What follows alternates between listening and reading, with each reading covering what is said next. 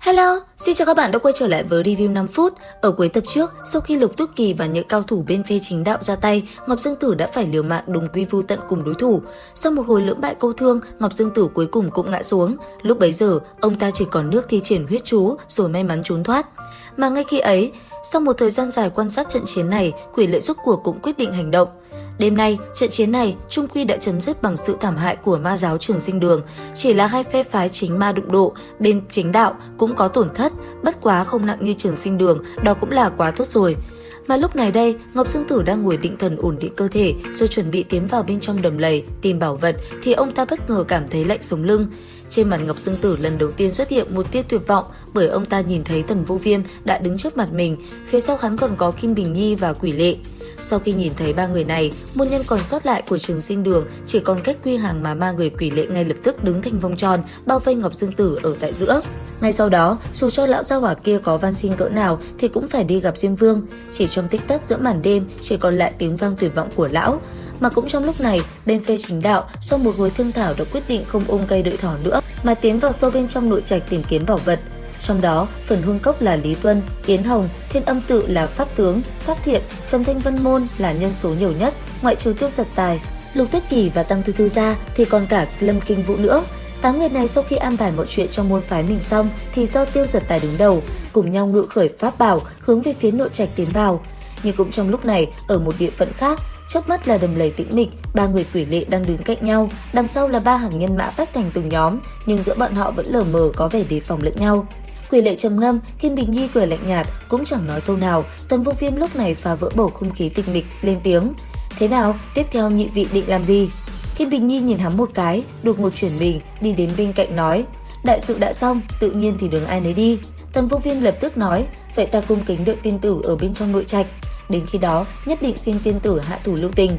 Kim Bình Nhi cũng không biết có nghe thấy hay không, cơ thể ung dung bỏ đi, đám môn hạ đệ tử hợp quan phái cũng vội vàng bám theo nàng. Quỷ Lệ nhìn Tần Vô Viêm một cái, ánh mắt lạnh lẽo, rồi cũng lập tức xoay mình đi vào trong đám người Quỷ Vương Tông.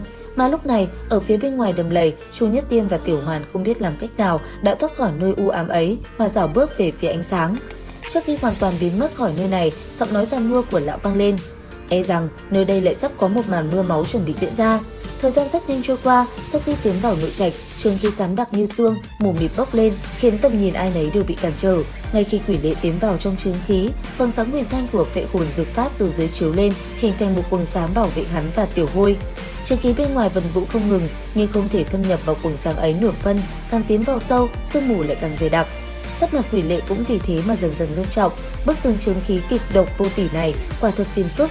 Phàm nhân gặp phải nó chỉ cần hít phải, dù là nín thở đi nữa, nhưng chỉ cần ra thì chạm phải cũng sẽ mất mạng sau một khắc. Quỷ Lệ giờ đây đạo pháp đại thành, khác xa khi còn là tiểu đệ tử trên núi Thanh Vân năm nào, nhưng đối với độc vật như thế cũng chẳng dám khinh thường. Đi tiếp về phía trước không xa, đột nhiên tim hắn nhói lên, sau bên trong màn trường khí phía trước bỗng chiếu lại một đạo lam quang chớp lên rồi chợt tắt. Màu sắc nhàn nhạt ấy chẳng hiểu tại sao lại có mấy phần quen thuộc. Trước mắt hắn lúc này là một vòng xoáy trường khí khổng lồ. Trong làn mây xám, một vật màu đen cực lớn đùng đùng bay ra, quét qua chỗ hắn vừa đứng, mùi tanh nồng nặc xông vào mũi khiến hắn khẽ cau mày. Quái vật đó chẳng thấy đâu, thân thể tuy lớn nhưng tốc độ cũng không chậm, thêm vào trường khí cuồn cuộn, mắt nhìn không quá nửa trượng, chốc lát đã chẳng còn hình dáng. Cũng trong lúc ấy, ở cách đó không xa, cảm nhận được sát khí tỏa ra, đám người Lục Tuyết Kỳ cũng đứng dựa lưng vào nhau, làm ra thế phòng thủ. Ngay khi Quỷ Lệ vọt người lên đuổi theo quái vật kia, quang mang trên phệ hồn bổng lóe lên khiến Lục Tuyết Kỳ chú ý. Bởi vậy, thân hình uyển chuyển của nàng cũng lập tức phóng lên. Khoảnh khắc hai người va chạm liền thoáng chốc giật mình, nhưng liền hiển nhiên màn sương mờ này khiến họ chưa thể nhận ra đối phương.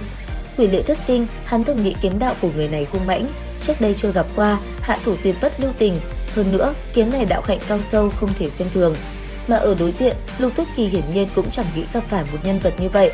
Ở trong mây mù, tuy không nhìn được thần tình thế nào, nhưng nàng biết bản thân không thể nắm chắc phần thắng khi đối chiến với người này. Liệu rằng diễn biến tiếp theo sẽ như thế nào? Theo dõi kênh để biết thêm chi tiết nha. Bây giờ thì xin chào và hẹn gặp lại các bạn.